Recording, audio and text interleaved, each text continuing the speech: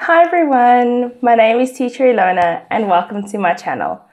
In today's video, we're going to be looking at the interrelationship between the micro, macro, and the market environment. So stay tuned and I hope you enjoy.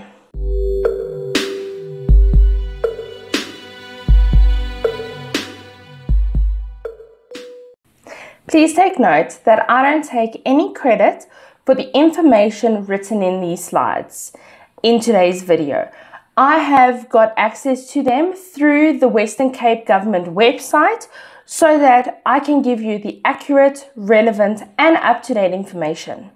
Therefore, I have not changed or reworded any of this information for the purpose that I believe if I change a few words, it may change the context upon which the business studies learners are learning. So, without further ado, let's get to it. The interrelationship of the micro, market, and the macro environments.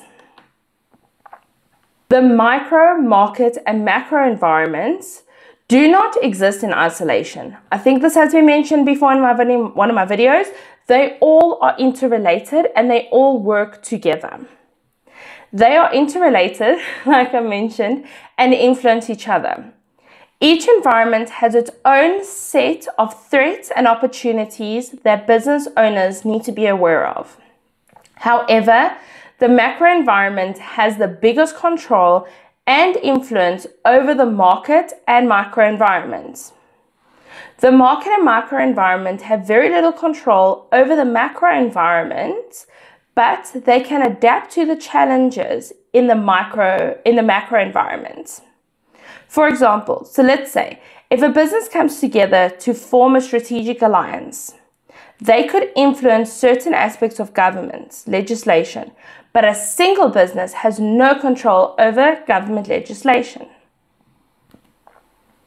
If my voice sounds a little bit funny in this video, I unfortunately have caught a cold, so it's still at the mild stages, but unfortunately I'm struggling with it a little bit. So if my voice doesn't sound as bubbly and cheerful as normal, just know that I'm trying my best and let's carry on. The show must go on, as they say.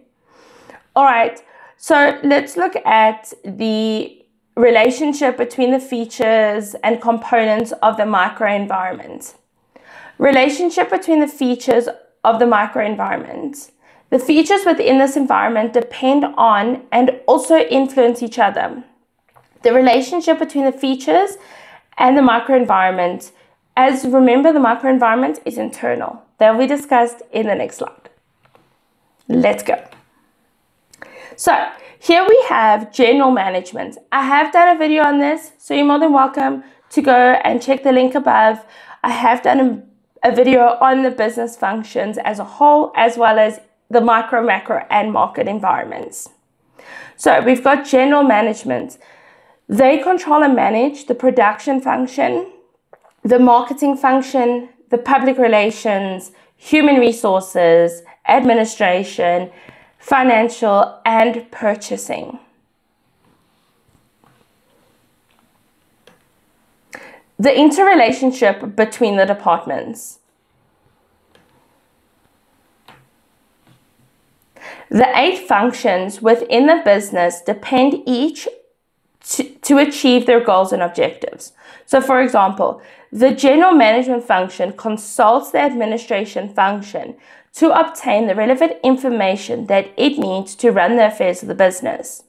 Another example that I make use of is if the marketing function, the marketing department, wants to host an open day or a fun fair to raise funds, then they need to consult the financial function and department in order to find out what their budget is and if it's feasible to have such an event.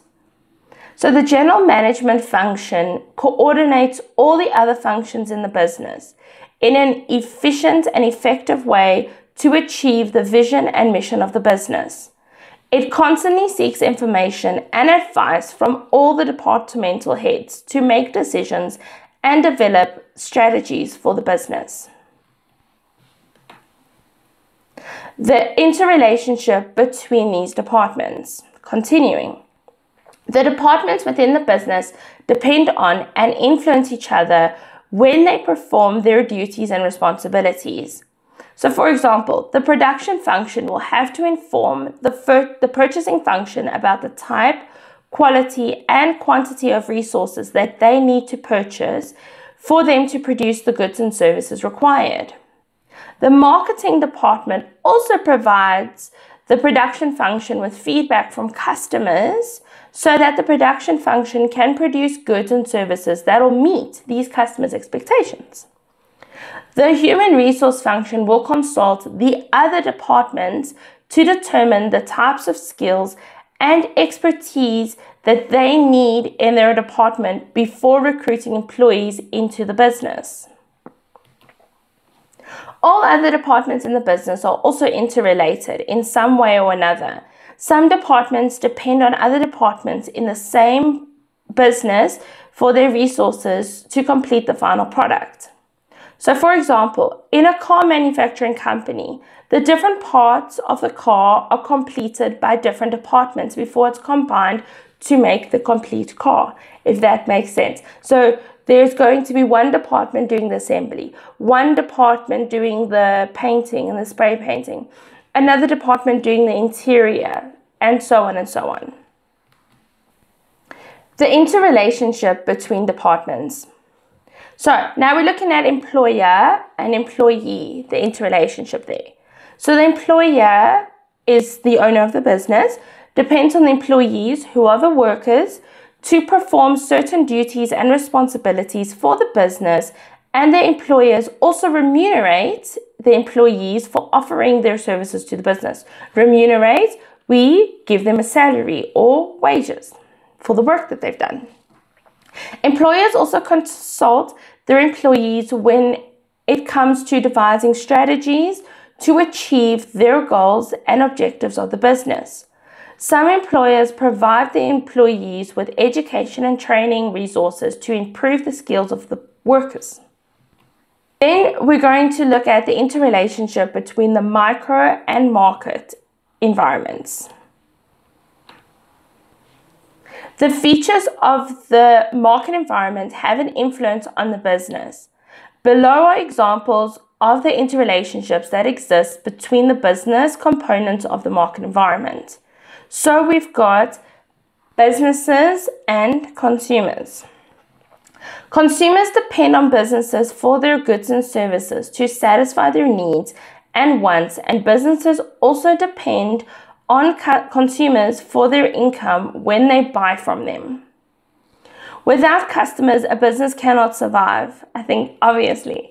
A business needs to ensure that they produce goods of consistently high quality to maintain and increase their customer base. Then we've got the interrelationship between the micro and market environment continuing.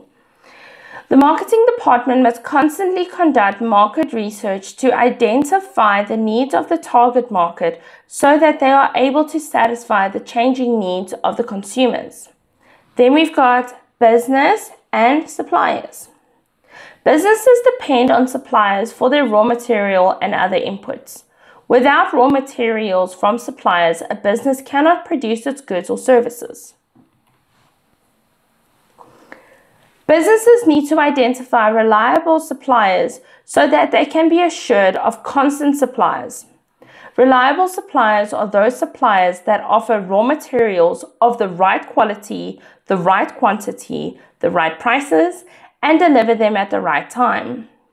Supply shortages is one of the challenges in the market environment. Businesses need to honor their commitments to their suppliers by paying them on time so that they maintain a good relationship with the suppliers. Businesses can also maintain a good relationship with their suppliers by signing long-term contracts for their raw materials at fixed prices or by buying in bulk to get discounts on raw materials. The business and intermediaries. Intermediaries distribute and sell the goods and services of a business. They are the link between the business and the consumers. Businesses need to maintain a good relationship with their intermediaries so that they can check their activities. Intermediaries need to be reliable and efficient, as their activities affect the quality and price of goods and services. Intermediaries also attract customers of the business, and so businesses need to always treat them with care. So examples of intermediaries, we're looking at wholesalers, retailers, agents, and transport services and brokers. Agents and individuals or businesses that distribute or sell the goods and services of another business for a commission. Continuing, some agents depend on other agents to perform their functions. So for example, a delivery agent may look for another agent in a particular destination where accessibility is restricted to assist its company to deliver its goods in that destination so that the services will not be limited. Some agents may network or share ideas and information to deliver effective services to the customers. Businesses and competitors. Competitors refer to businesses that sell more or less the same goods and services. Increased competition will lead to lower prices of goods and services, hence lower profits for the business. Some businesses may form alliances to control the prices of goods and services. Businesses in an alliance sometimes share information or join their resources to undertake projects and programs that will benefit all of their members. Continuing, businesses normally study the activities of their competitors before determining their pricing strategies. So for example, if a cell phone company offers promotional sales in the market, the other cell phone companies in the market will also try and react by offering something similar, or else they might be at risk of losing their customers. I like to think of a good example here is when Checkers was doing their little shop. So they had their mini shop.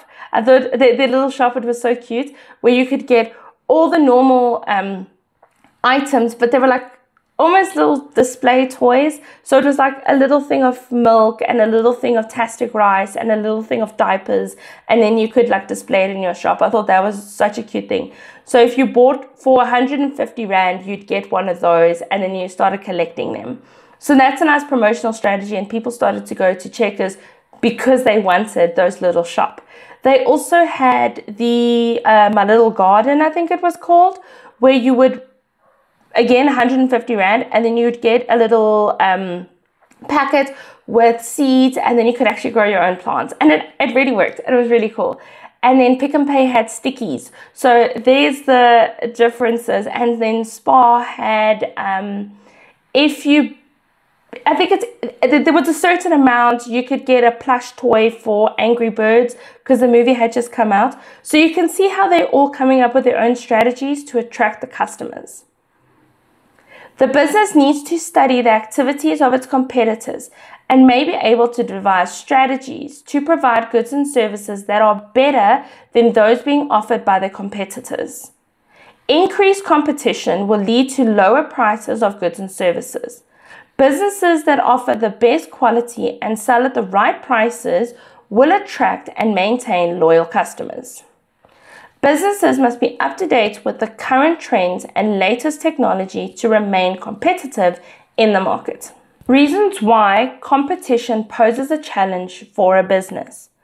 Competition is one of the components of the market environment.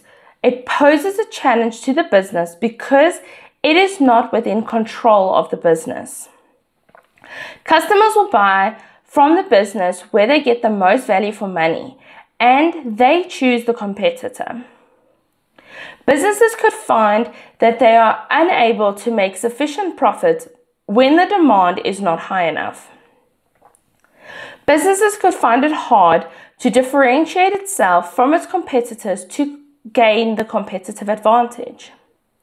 New entrants with better products can also enter the market and divide the market even more, thus decreasing the business's market share. Now we're looking again at the relationship between the micro, market, and macro environments.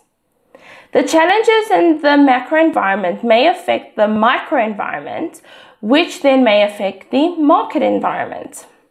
Here's an example.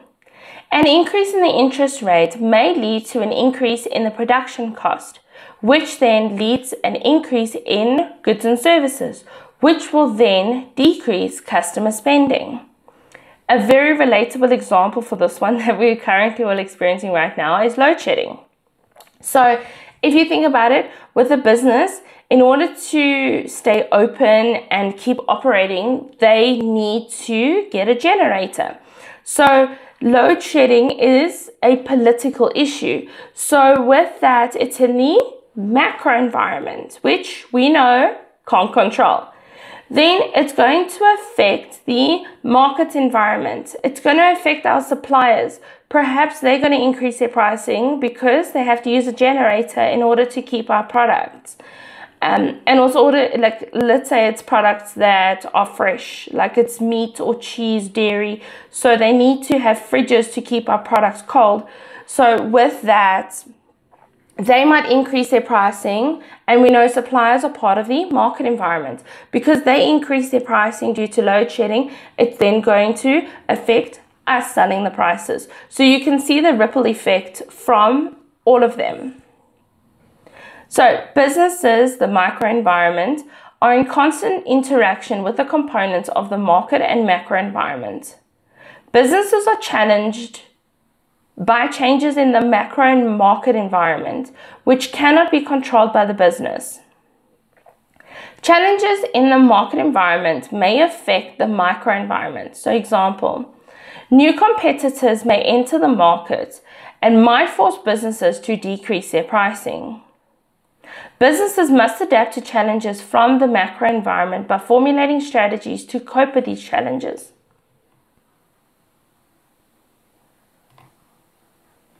The relationship between the micro, macro, and market environment continuing. So we're going to look on the next slide. There's a diagram to show the interrelationship. A change in the macro environment may cause a change in the micro environment, which may in turn create a change in the market environment. So for example, an increase in the interest rate, like we mentioned, may lead an increase in production cost, which may reduce consumer spending. All right, so here's our diagram. So here you can see the macro, the micro, and the market environment. So here we're seeing the diagram of the increase in the interest, which increases production costs, and then decreases customers' demand for the product. And if their demand for the product is going to decrease, it's also going to then decrease our profits. All right, here's a nice little mind map. I think this mind map is quite cool. Just of all the environments and all of their components. I wish I had this sooner. I wish I found it sooner, but that's okay. So there you can see the micro, and it's got mission, vision, organizational culture, resources, going on. The market has customers, suppliers, intermediaries, competitors, and continuing. And then the macro's got our physical, economical, social, technological, legal going on there. So pause the video at this time. Definitely jot this down. I think it's a nice summary for all three of the environments. And we've reached the end of the video. Here are the resources that I've made use of to make this video. The ones I mentioned in the beginning of the video. So you're more than welcome to download these resources. A lot of them have a nice questions and exercises that you can go through. Nice revision for exams that have now just started for most schools. So definitely make sure you make use of those. They are very, very, very helpful. I want to thank you so much for watching my video today. I really hope all's going well with the exams. I know with the school that I'm teaching at, we have just started with exams, so I wish you guys all the very best. Please make sure that you go check out my videos. I have posted previous ones from term 1 and term 2. You're more than welcome to go and check them out as nice revision. If you like this video, please give it a thumbs up, and please consider subscribing to my channel. I would really appreciate that. And I hope to see you guys in my next video. Bye for now.